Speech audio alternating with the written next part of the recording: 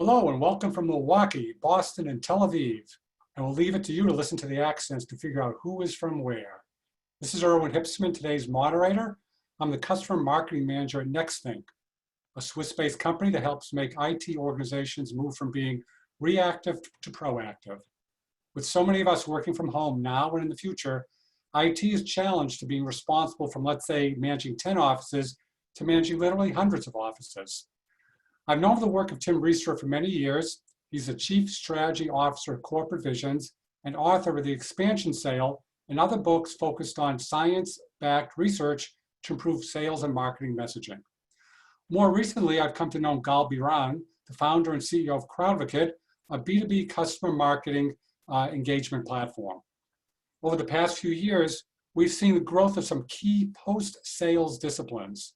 First was customer success, and more recently, customer marketing. One way to look at it is customer success focuses on adoption, while customer marketing is responsible for upsell and expansion activities. You know when a discipline has gone mainstream when the analysts start to cover it. Gal, if you can switch to the next slide.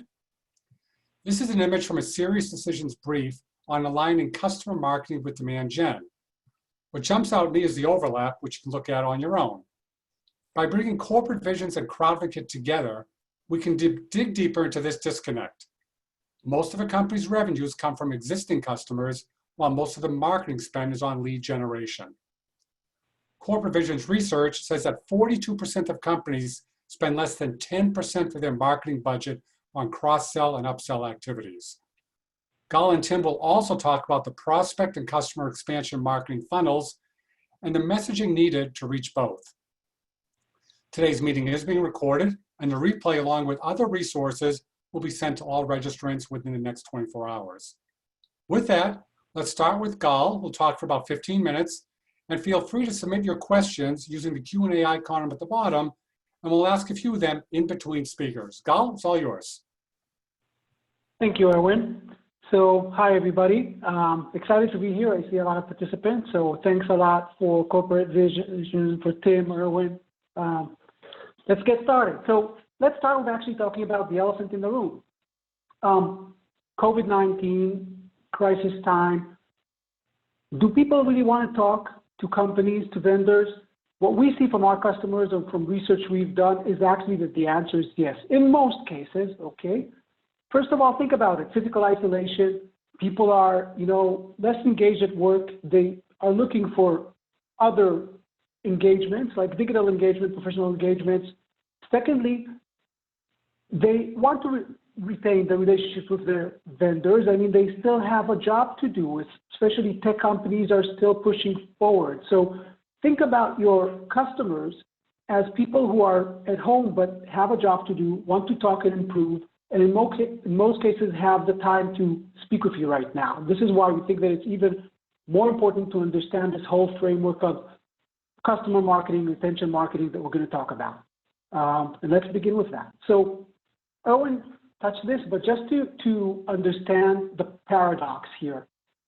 In most companies, marketing spend is about 80% on what we call demand gen, bringing in new customers, right?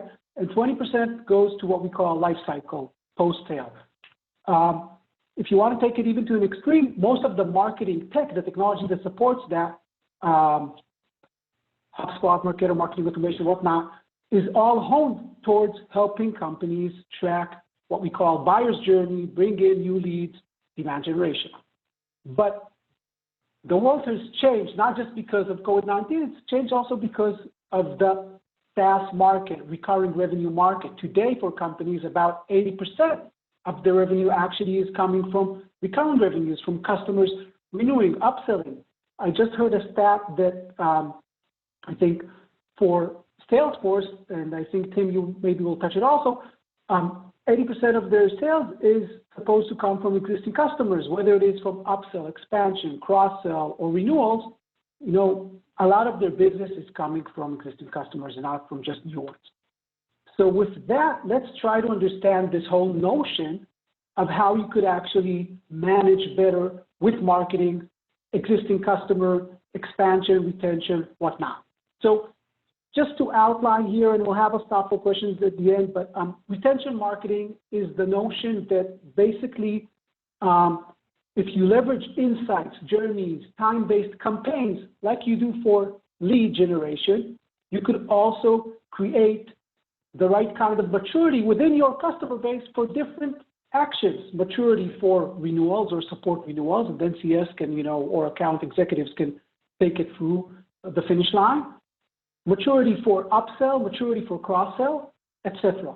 And the objective is really defined by the company and the stage, but the idea is you want to create more stickiness. You want to, have prediction about churn if people start changing their behavior in different places.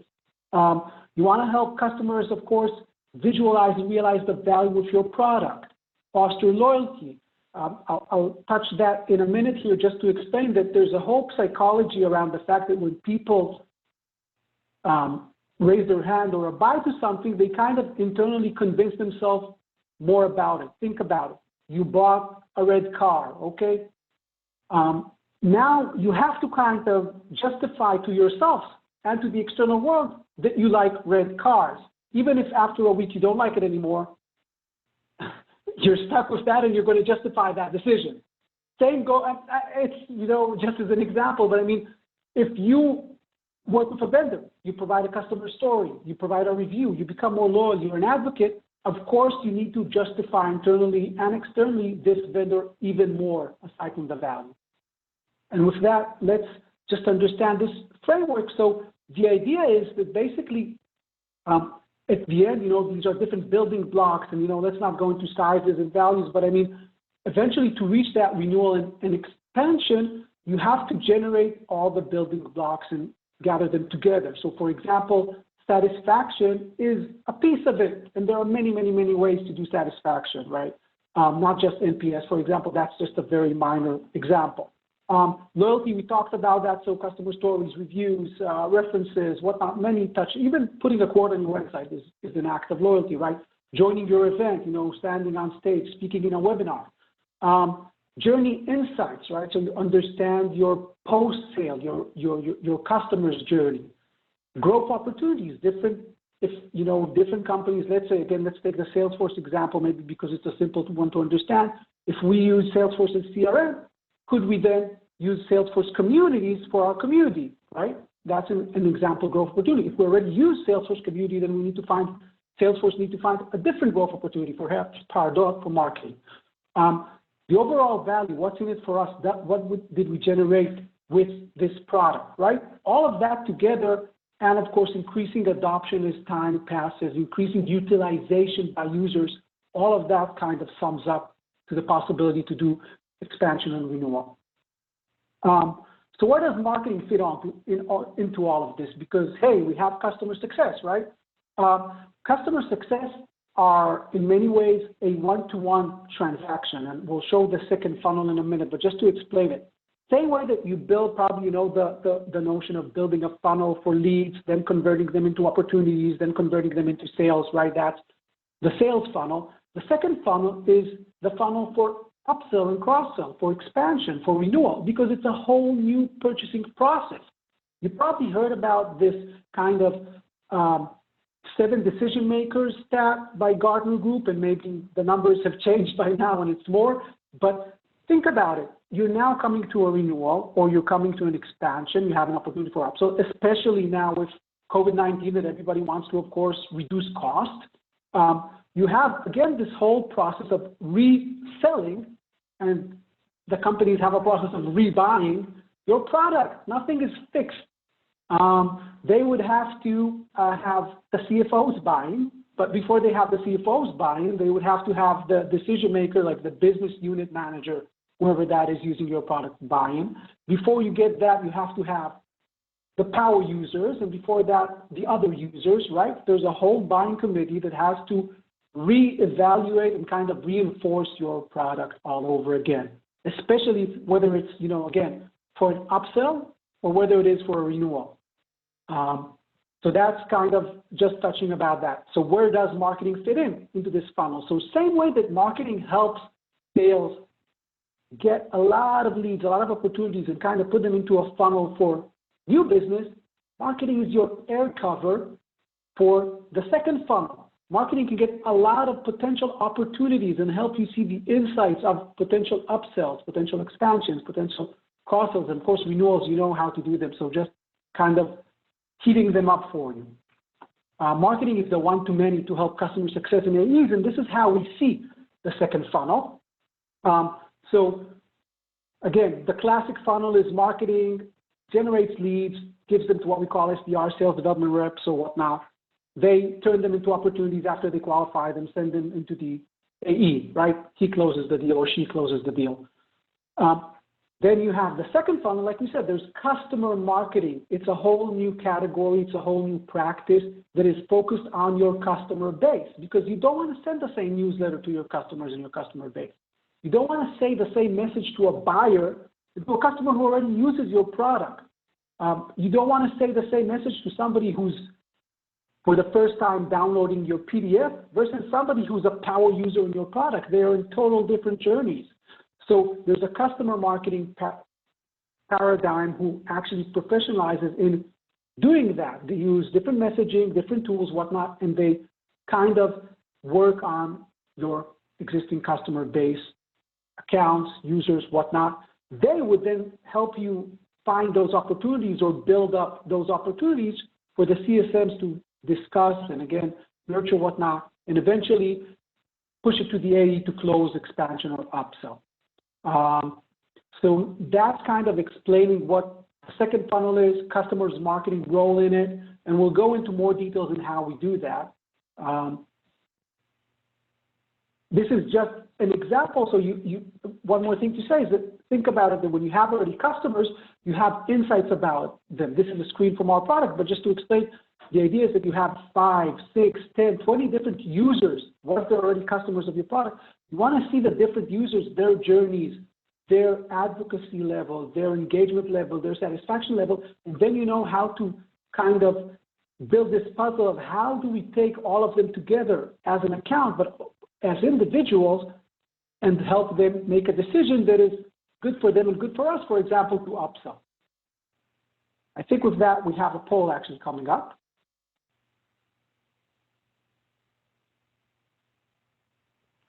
Yeah, here it is. I have launched the poll. Please go ahead and answer the question, hit the submit button, and we'll close it in just a moment.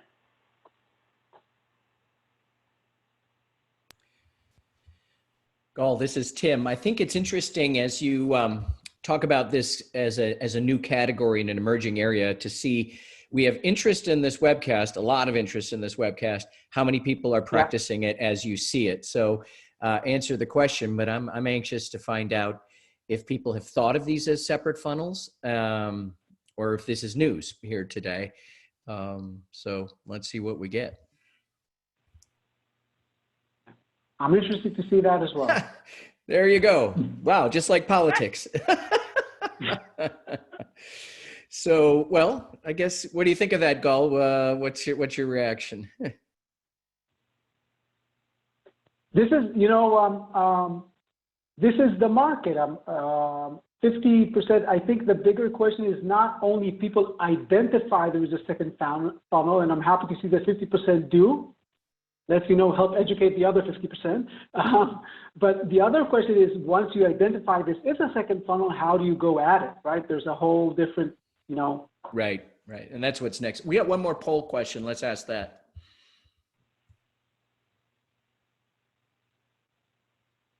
I'm going to say this is a smart group if we're at 50-50 there, because I'm not sure I had heard of the phrase before, but. All right, poll number 2 is in progress. I'll give you about another 20 seconds. Go ahead and answer the question. Select submit. I think you won't have 50-50 here. You do or don't? I don't think this is going well, to be because I think that's the question, right? It's like one thing to know that you need to do both, but then the question is, do you actually have separate efforts, teams? Are the campaigns, is the content adjusted, tailored for those environments, which I'll get into later, but let's see. Okay. Oh, there you go. Not bad though. Okay, so moving on. All right.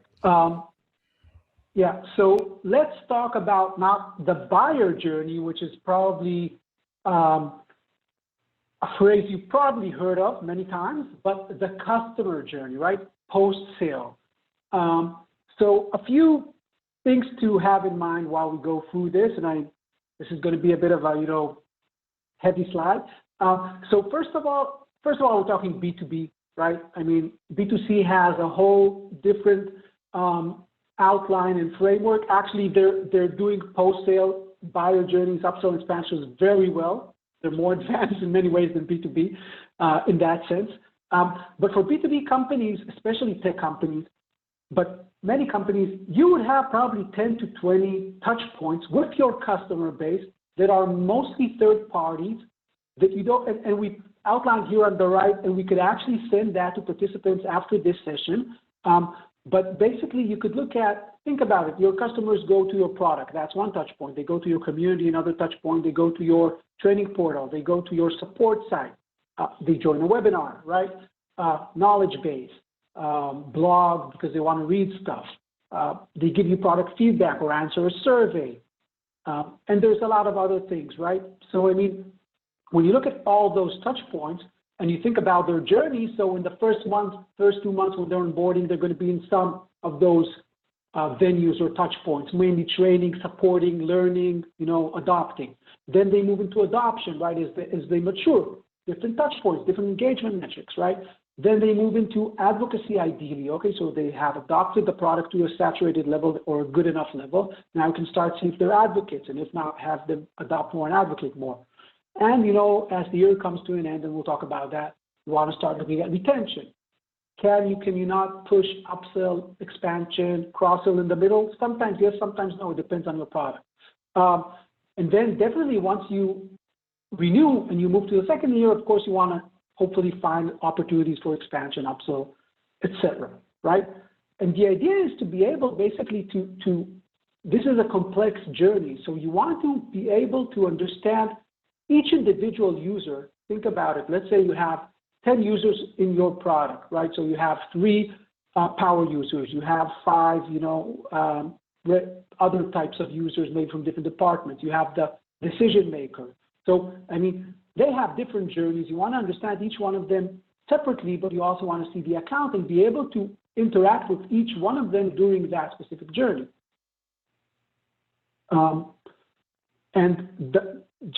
For SaaS companies, a lot of times they say, yeah, okay, but we can engage within the product. So we see like two houses of thought. You have the people who just do emails. Yeah, but we're emailing them. But you know that the open rate of emails, on a good day might be 20%. For very good and effective companies, 30%. So, I mean, it's not really engaging your entire audience, let alone you don't email all your customer base because you just don't know their emails. In Salesforce or in your CRM, I would bet that you have 2 or 3 contact people out of all those 10 or 20 contact people within each account, within each company. So you're not reaching your customer base with email no matter what. You're reaching a portion. Then for those who do what we call in-app messages in product, that's advanced, that's amazing. But think about it. Your product is just 50% of what we call the customer experience. They don't only live in the product. They engage on your blog. They engage on your webinars. They engage on your, like we said, training portals, support site, knowledge base, community. They have another 50% of their experience happening somewhere else. That's why you have to kind of do the whole thing. So let's see how this works for an example and a bit of stats and why this can work. So I'll give some examples quickly for retention campaigns, upsell campaigns, and whatnot. So for retention campaigns, right, the idea is basically to build a campaign, and I'll show how we build that in a minute, but where you're building a momentum, you're building a cadence, right? And you can kind of drop into that stuff like satisfaction, and you can drop into that, of course, adoption. You can drop into that insight and feedback and advocacy and whatnot. But when we did an example and we took a cohort of a company with 600 customers, 406 closed won, 134 closed lost, so 22% churn, right? Now we said, okay, let's A/B test what we call. Let's now take a cohort of that, put them inside a nurturing program, and what we call a retention marketing program, right? So we took a batch of 363. Of those, in this specific time that we checked it, it was like a specific quarter or 4 months to be exact. There were 185 companies relevant for renewal in that time frame. 152 closed won, 33 lost. Eventually, what you have is 18% churn. So just by putting them into the campaign, what we call in classic marketing impressions, just by nurturing them, then getting the messages, not even opening them, right? You reduce churn by 4%. For some companies, that's a lot of money. But anyway, you want to reduce churn by 4%. But let's move on. Now, out of those companies, you have the ones who've actually engaged in open, right? So, I mean, what you see here is that those who engage in opening in 106 open, of those, 106 were relevant for renewal. Again, you have 17 closed lost, and eventually now churn is 16%. So you improve churn even more, or reduce churn even more, improve retention. But this is the last and most important one. The ones who really interacted, who really engaged with the messaging, who actually took on the campaign, responded to different messages like surveys or advocacy actions or seeing the value or asking questions or whatnot, their churn was only 6%. So you retain 94%. Now think about it.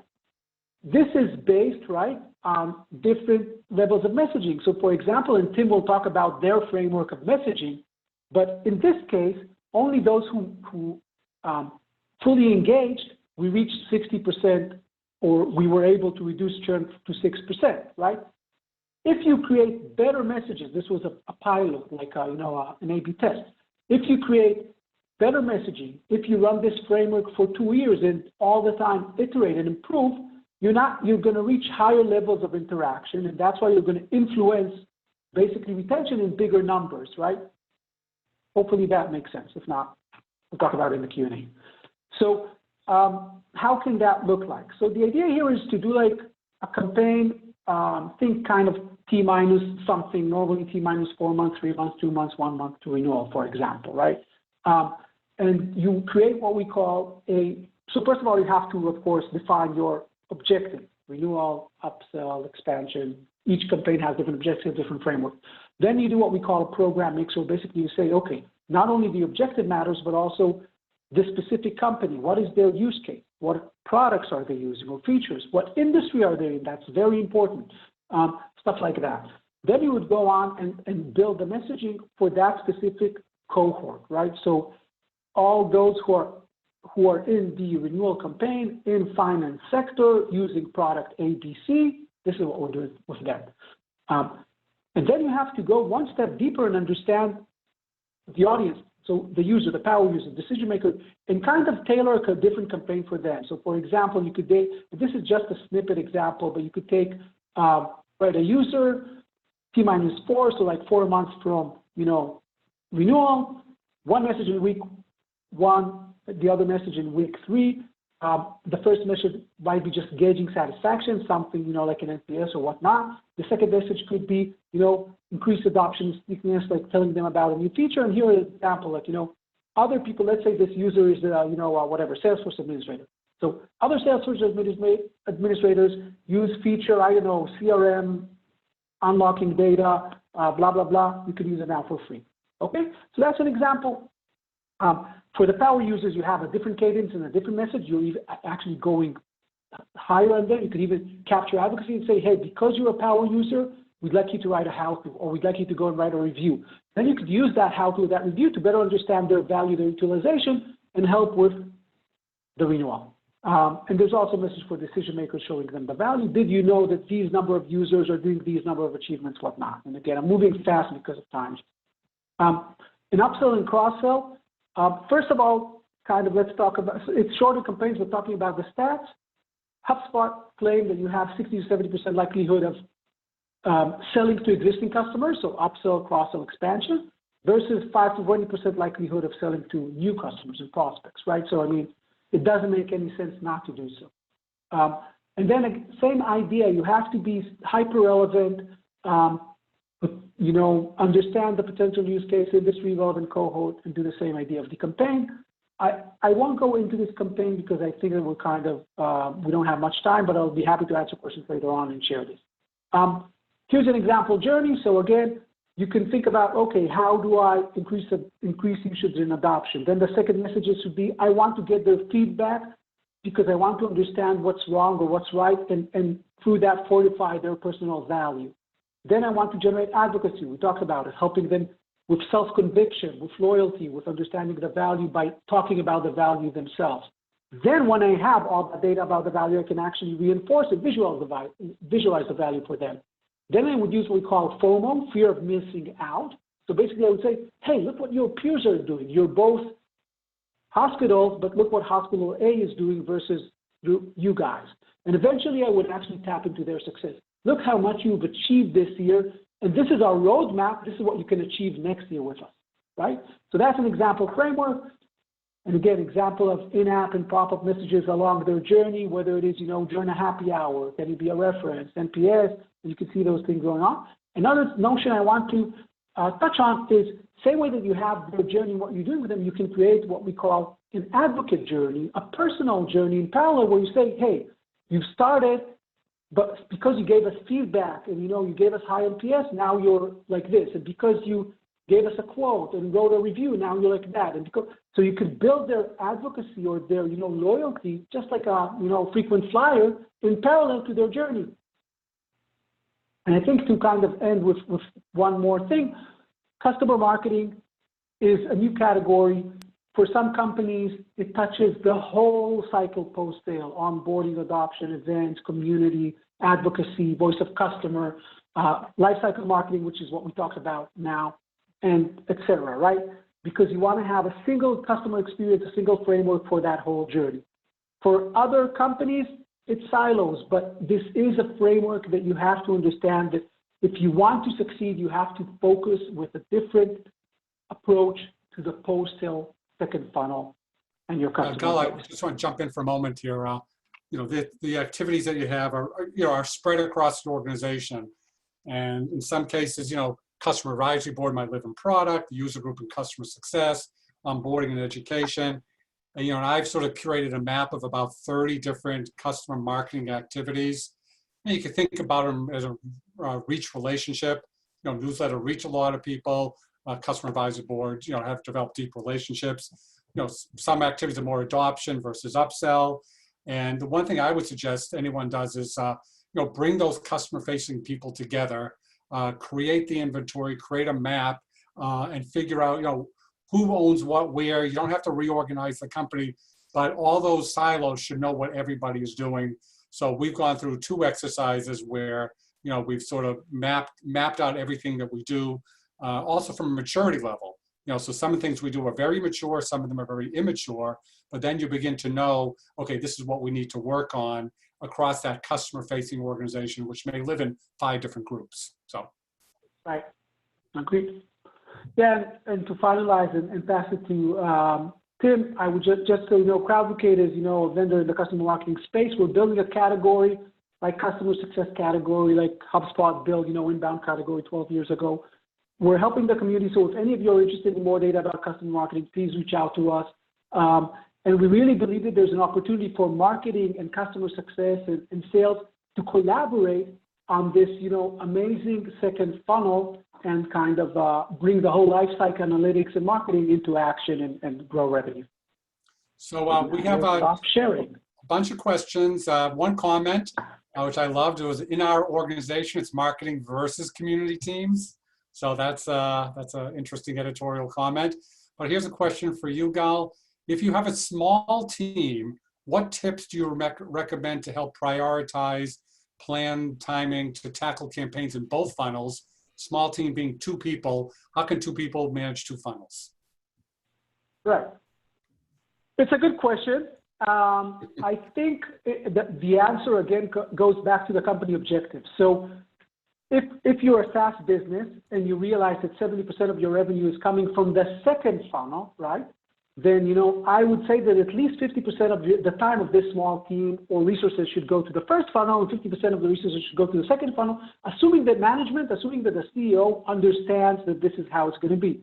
If your CEO hones you only on the first funnel, it's a different discussion. But if he understands most of the revenue in the second funnel, and you could impact that revenue, you could help with that air cover, that higher adoption, expansion, upsell, whatnot, excuse me, then first of all, that's the first decision. Once you decide on that split, yes, then of course, you're going to do a bit less on the first funnel, and you're going to focus on the campaigns that are most effective for a small team on the second funnel. For example, maybe you just want to focus on upsell, right? Again, I don't know the product, I don't know the whole situation, but maybe you say, okay, the only campaigns we're going to run are specifically on HubSpot, so we're focused on one thing, on upsell, we're focused on one thing. We're going to do just one cadence like that, and we're going to test that. That's just an example. Again, I'm happy to take that offline and answer more. Sure. We have a few more questions, but we're going to hold them because some of these Tim, I think, can help address as well about messaging during pandemics and ABM. So with that, Tim Riesterer, it's all yours, man. All right. Thanks, Irwin. And thanks, Gal. I appreciate it. When we launched our new book on February 14th, called The Expansion Sale, I didn't realize that I was supposed to draw like a second funnel here. That's what really should have been in the picture. The reference is you do a lot to acquire a customer, they make a decision, and then what, right? And so we talk about this second funnel. I now want to talk about the second set of frameworks, because it turns out that the psychology of a prospect that you're trying to communicate with in your demand gen funnel is completely different than the psychology of your customer that you're trying to renew and expand. It sounds obvious, but look at this research that we did. We asked, when you're talking to existing customers, what approach do you typically use? A third of the folks said we use our challenging, provocative, industry insight approach that, hey, here's some new things going on and some new ideas and new. And in a sense, the same approach to acquire customers we're using as the approach to keep and grow customers. I love that a third of people are still very product oriented, product feature benefit oriented. When we talk to existing customers, we lean into, again, here's our new stuff. Would you like some additional new stuff? And then a third of the folks right here are saying, you know what we do with existing customers is something completely antithetical. What we do with existing customers is reinforce the value we've created, emphasize the time, the cost, the risk, and difficulties of making a change to a different solution. In fact, if you hear in this, you hear a 180-degree different sort of psychology and as a result, story that you need to tell. So when you run one funnel to acquire customers and you run another funnel to expand customers, the question that we're asking is everything equal? Do you just use the same approach? And in addition to thinking I need two funnels, and you think maybe we need two teams, I would argue that you also need two frameworks. That simply put, the science tells us that when you're going out to win a new logo, your main job, the story and the campaigns you run in funnel number one lead gen is all about defeating and disrupting their status quo bias. You're trying to dislodge an incumbent, so therefore you got to do enough to convince people they need to change and move away from the incumbent and move toward you. Well, the reason you don't take the same approach in the funnel that Gal was talking about with his existing customers is you are the status quo bias. So actually using the new actually might backfire, because what you need to be doing is reinforcing and protecting your incumbent advantage, as opposed to introducing all the new. You start to sound just like, guess who? The competitors coming in and telling your customers all about the new. And now your customer's like, if I got to do that much new stuff, I might as well take a look at everybody. I might want to rethink this whole thing, since both my incumbent and the outsiders are all telling me how new I need to go. So this is how we think about it. When you write your content and generate your campaigns in funnel number one, the acquisition funnel, you and your messages and content need to answer completely different questions than the questions that are being asked by an existing customer. You must answer the question, why should I change? Why should I do anything different? Why am I not okay? And why do I need to do that now, not later? Why do I need to make a decision and not defer it? But the customer you're working for is actually asking a totally different question of themselves. Why should I stick? Why should I stay? Why should I hang on with these folks? And why should I do more, right? Why should I continue to invest and grow and expand? And what I'm here to tell you is that the psychology is completely different.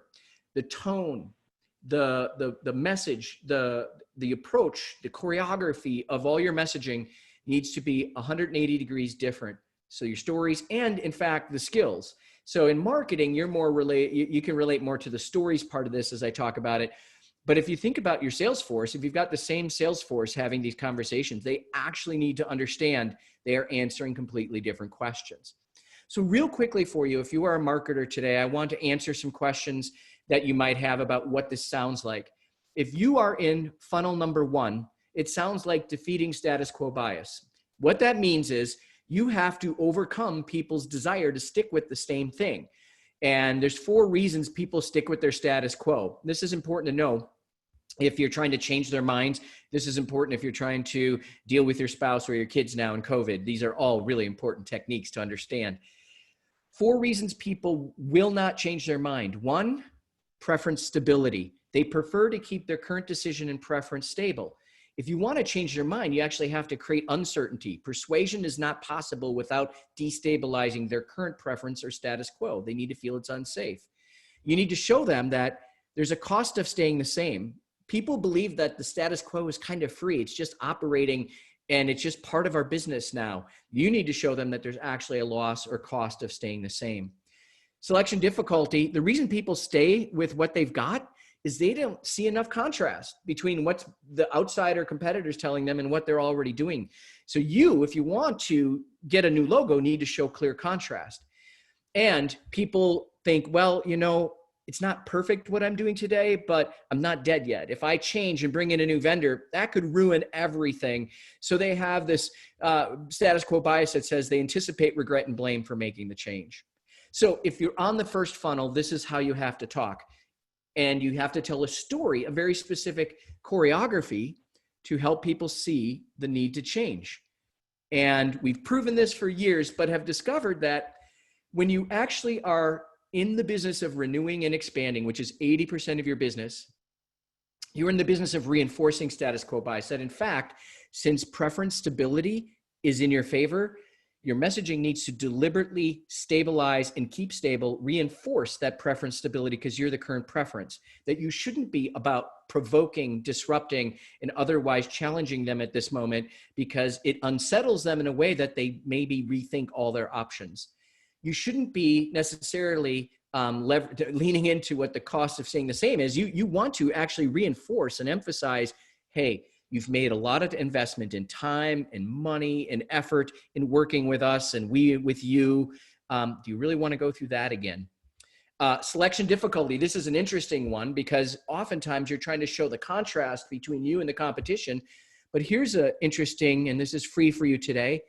People don't want to make a change if they think they're getting more or less the same. So if you're doing it one way today and they're working with you and they see the alternative as being more or less the same, they don't want to make a change. No one wants to take the risk of making a change to get more or less the same.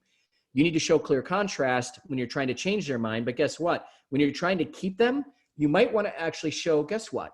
We got your back. There's really no daylight between us and the competition. Anything you're hearing in the market, it's kind of the same. I know it's counterintuitive, but the reality is you want to show them that you're making incremental, ongoing improvements in your offering, in your solution, that there's no need for them to look elsewhere, as opposed to leading with the new and highly disruptive. And then you want to actually lean into, reinforce the anticipated regret and blame. You want them to think, you know, we've come so far. Do I really want to disrupt some sort of progress? So this is how this looks in the way you think about your story, is that you have something called the incumbent advantage. Over time, after your deal, like you did all this work to get this deal, you did all kinds of stuff and it was a mess, but now you finally got the deal. And your incumbent advantage is there's some experience with you and hopefully there's some impact, there's some results, there's some accomplishments that you can show them and they're on a nice trajectory. Also, the science here, so that's science is called anchoring. You want to anchor them on the positive trajectory of your relationship. The other science is called sunk costs. So You've probably heard of sunk cost as a fallacy, sunk cost fallacy, but the reality is it's a reality. Everybody believes in sunk costs. So if you show them the investment, the time, the effort, the changes in nomenclature, the onboarding, the systems integration, all the stuff that went into this, they start to think, do I really want to go through that again? We have come a long way and look how much we've accomplished. And that's your incumbent advantage. What happens is your erstwhile competitor shows up and they're all about, here's some new needs. Here's some new things you didn't consider. Here's some new research. And they start talking about, here's some potential missed value that you're not getting that you might want. Guess what happens when companies go to their existing customer and they lead with new needs and new services and new potential value? You sound just like your competitors. Now, all of a sudden your customer's like, oh my, if I got to do this much new, if it's all about new, I should compare all these things because who knows if I'm doing it with the right supplier. And if I've got to change that much anyways, now's the time to take a look. So you just squandered your competitive advantage, which is the incumbency and all the goodness that you've delivered and everybody's accomplished together. You want people to believe that their future impact is not potential, it is more or less assured. And what are you doing? You're creating a moat or a firewall against any competitors who are trying to get in there, and people are like, interesting, but I kind of think this is where my partner's taking me. And they see your competitor and any move there is creating huge risk for them of having to start over and do a lot of this stuff again and taking a step backwards if they would make a change at this point. So what does this sound like for your story? Well, we've tested the idea of renewals, what we call why stay messaging.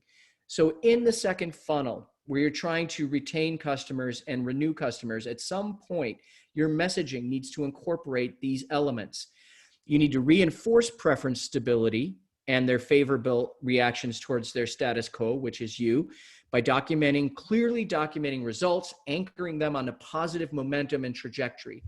It even is worthwhile to review and recap quickly the previous decision processes they made so that new decision makers are drawn into taking ownership of the previous decision and everybody's reminded of what it took to get there and all the progress and effort that was made.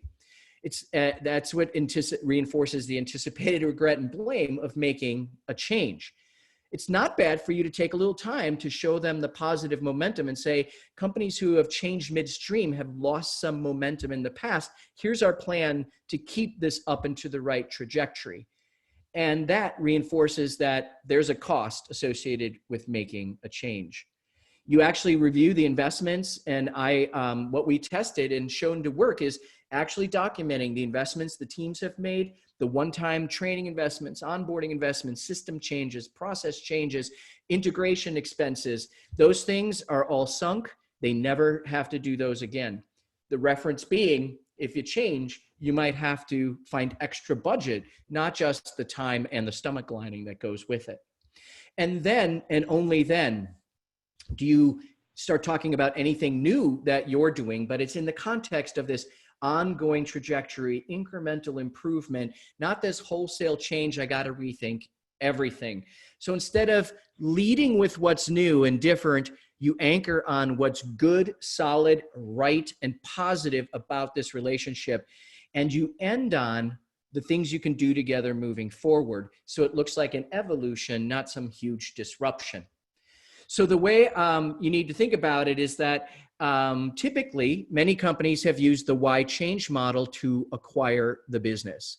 And it's not a bad one, and we've proven it too. When you're trying to dislodge the status quo, go in there and destabilize their preferences and show them why they're unsafe. Show them the cost of staying the same and the loss to be avoided. Introduce a clear, contrasting, totally different approach so they see the value of making the move, and tell a great before and after proof story so that they begin to self-persuade. Honest to goodness, if you run funnel number 1, this is your winner. But if you run funnel number 2 in renewals, consider this alternative. In fact, we put it to the test. And what we found out when we did a renewal message down the renewal funnel, so think second funnel renewals, we did an A/B test. The A being, here's a provocative, challenging, insight-driven story around renewal with a lot of change and newness as the lead. And trust me, I see most renewal pitches, and everybody likes to lead with what's new and exciting because why? It's sexy and they think your customers are bored and they need to hear the new stuff. Turns out that they'd much rather hear about the accomplishments you've made together, the positive investments and time and effort you've made, and the trajectory that they're on and what you're going to do to continue that trajectory. Because the people who heard the why stay message were on all the questions we asked them about satisfaction, favorability, confidence, all the things about how do you feel about the vendor you just heard that message from. The B test, the why stay test, rated their favorability ratings and all those questions 10% higher than those who heard the why changey story. So sometimes you ask a customer, what do you want your vendor partner to do? And they're like, oh, bring some insights, provoke me, make me think hard. They tell you that, but they don't really respond to it as favorably as if you reinforce the positive improvements that they've made. As Gal said earlier, they actually want to know, in fact, like to know they made a good decision. So help them with that. This is important. They demonstrated a 13% higher likelihood to renew. So think of it this way. What really happened was if you challenged, provoked, or otherwise drove new insights in your renewal message, they were 13% less likely to have the intention to renew. So it could backfire on you. So you'll take any edge you can get. We asked the question, how likely are you to switch? And again, the why stay message, people were less likely to switch by about the same amount, which kind of validates this research for us that about the same number said they were more likely to renew and less likely to switch with the why stay story. So that's interesting. And this model shows that the second funnel needs its own frameworks. You cannot just use as sort of a one-size-fits-all approach, the why change model.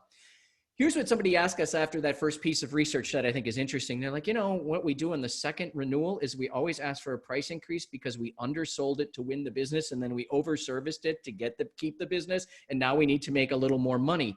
And so what we did is we went back and ran the study again and we did A/B testing. And we said, maybe, just maybe, if a price increase is attached, then this more provocative, challenging, insight-led story would be effective. Because heck, if I got to pay more, I want to think I'm getting a lot more. And then we tested it against the why stay story with a price increase on the back end. Look what we found out. The numbers changed pretty dramatically, but even more in the favor of the renewal why stay story.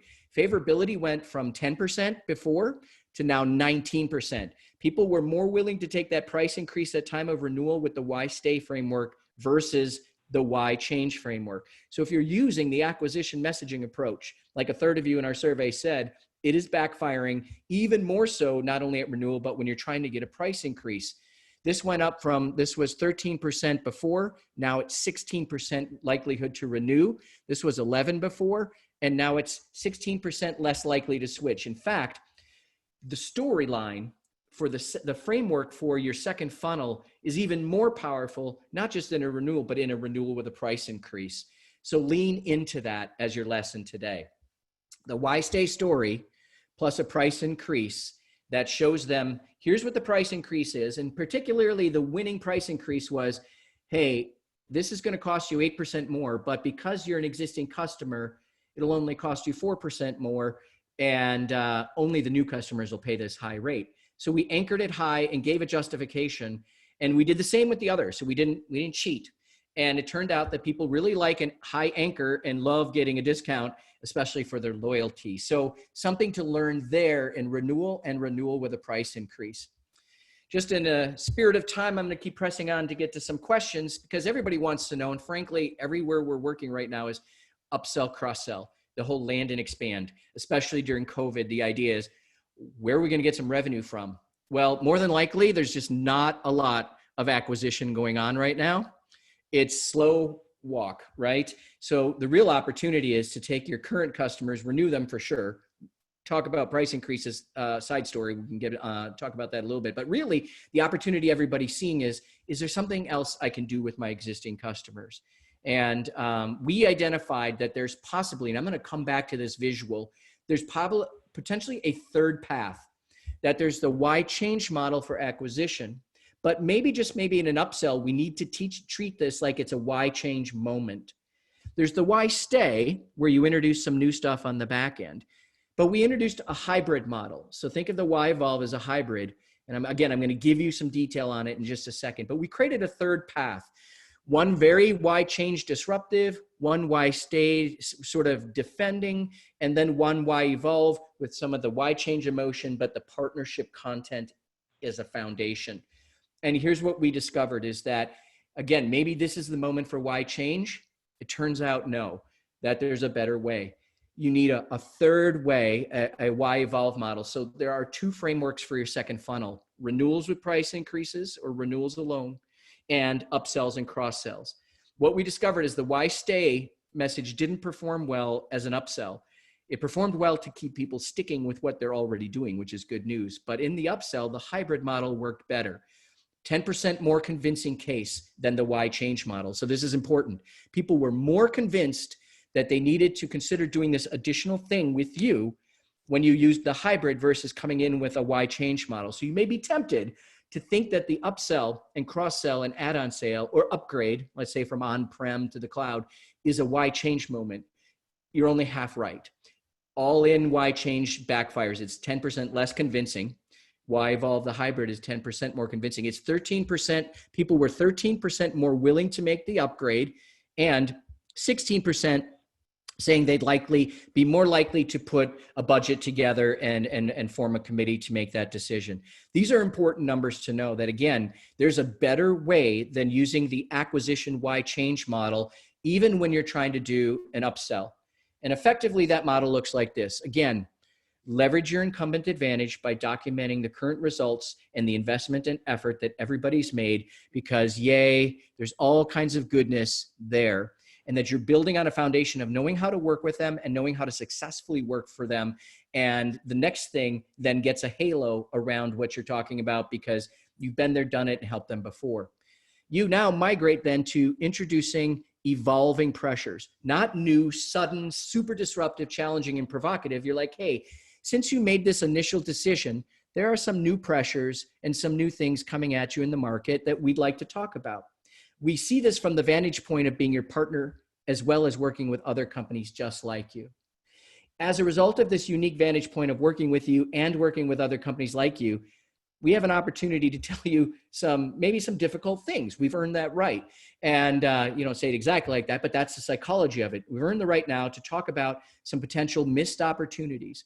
Because again, you've seen what they're doing, and you can compare it to others who look like them, and you have a track record of success. So now you're saying, hey, here's a couple other areas we might want to talk about because of what we've seen working with you and what we've seen working with other companies like you, that they love voyeurism. People are very voyeuristic.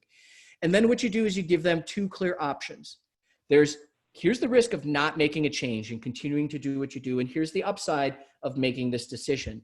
And they can see in the contrast, a very powerful selling tool, the options.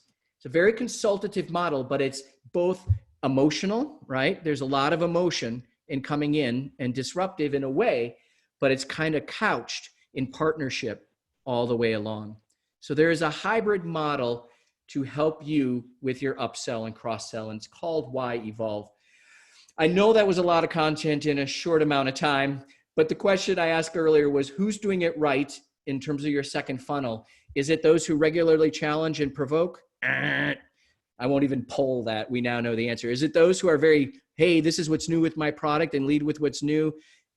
Wrong answer. If you are one of the 1/3 who in your second funnel are leveraging the partnership in your story, you are the winner. So as far as I know, only 1/3 of the companies out there are taking an approach that's validated in our study. And I give you those frameworks today as sort of a gift. And I also have everything. If this went too fast for you, you can listen to the webcast on slow, or you can get this ebook for free. Here's a link. Capitalization does matter. It's all lowercase. And it's the marketer's guide to customer expansion and the frameworks for renewals, price increases, upsells. And I didn't even have time to talk about apologies, because apologies are a part of doing business and a part of keeping and maintaining loyalty. And we've got some really interesting research there. So that's available as well. So Irwin, with the few minutes we have left, I'm going to turn it back over to you. Yes, a lot of questions. This is from Henri. This approach seems very American with a great deal of aggressive marketing. How would you see this fit with the softer European culture? This first came to Gal, but I think it's appropriate for both of you. So this one, I'll let you both go after. Well, I was going to say, Gal, I hope I answered that here, that in fact, you don't use the aggressive technique with your existing customers, that there is a tone, there is a manner, there is a psychology, and it really is about partnership and what we've accomplished together and the results you've gotten.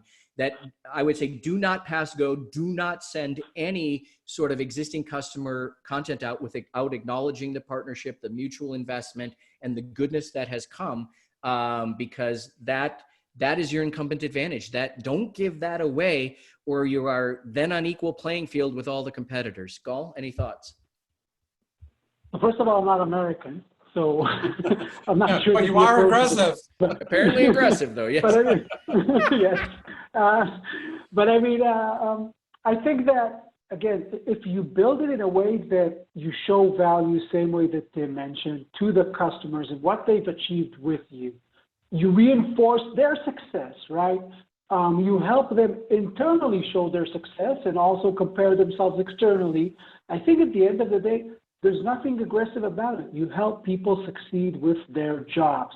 Don't over message them. Don't hard sell them, like Tim said. Just make it, make sense to them that you want to help them do even more with you. Okay, Partnership. This is from Jeffrey. What's the difference, more for Gal, what's the difference between and similarity between customer marketing and ABM? Okay, so first of all, ABM is account-based marketing, for those who don't know what that is. Great question. Basically, customer marketing does take some of the account-based marketing frameworks, but again, think it always customer-based and post-sale. So it's the ability to say, okay, I have an account who is my customer. I want to understand all the users. It's not like in pre-sales or, when you do demand generation, where you're trying to look at all the different decision makers and the committee and who influences and reach to all of them with different messages, whatnot. You already know the people who are actually using the product. You already know the decision makers. You already know the finance team. You had already one contract with them, right? So you leverage all that data and you build a whole new, like we said, funnel approach that does take account-based techniques, but like Tim said, also takes total different messaging frameworks because you don't want to, again, unstabilize their, universe. You actually want to reinforce the universe. So you're right, there is elements of that technique, but it's a whole different methodology. Two more questions from. Yeah, I'm sorry, Irwin. I was just going to say, I agree. I think the problem is ABM has had a heavy emphasis on M, and it's marketed hard, and they haven't had a second framework to think about, oh, geez, my tone was 180 degrees off.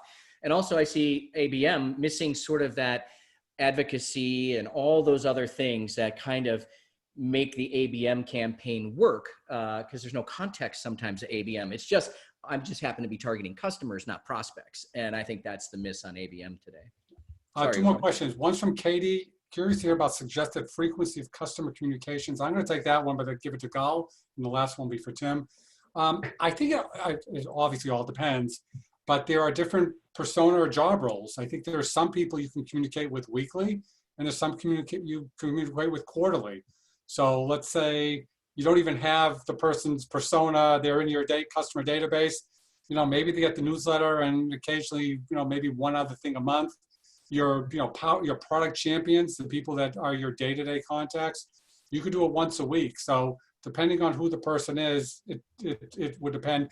My basic rule of thumb is no more than once a week, unless it's unusual circumstances. Gal, what's your take on those numbers?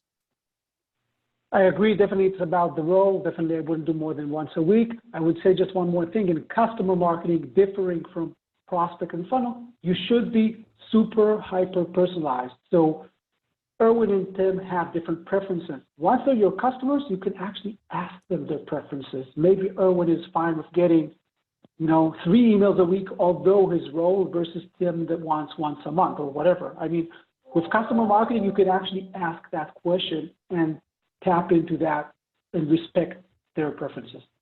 The last one, during the pandemic, do you see different ways of interacting with people? Tim?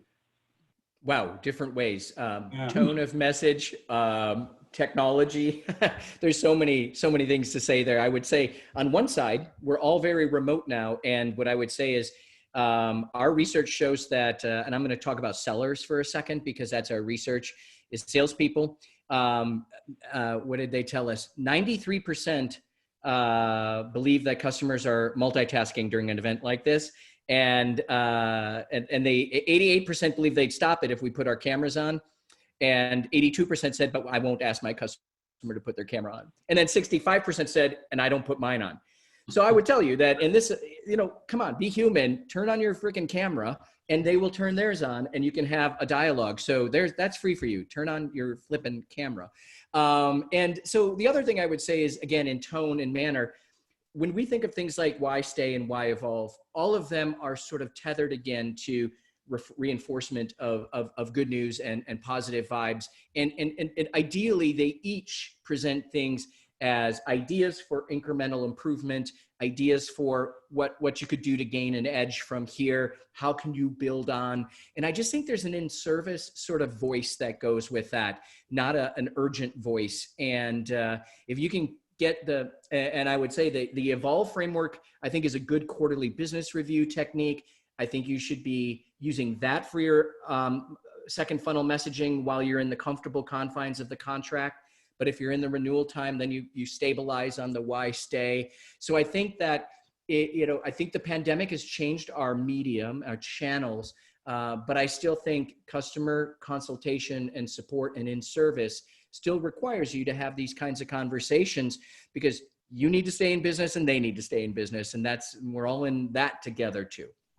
Thank you so much, everybody. What was great is 3/4 of the people who started are still with us right now. You guys must have been doing something right.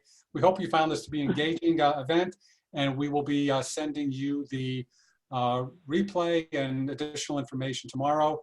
And if you want to connect with me, certainly LinkedIn, Gal, LinkedIn. Tim, are you? I'm all over LinkedIn, yeah. All right, so all three of us, you have our names, just feel free to connect, and we'll keep the dialogue going. Thank you all so much. Thanks, Gal and everybody. Tim, thank you as well. Thank you. Thanks.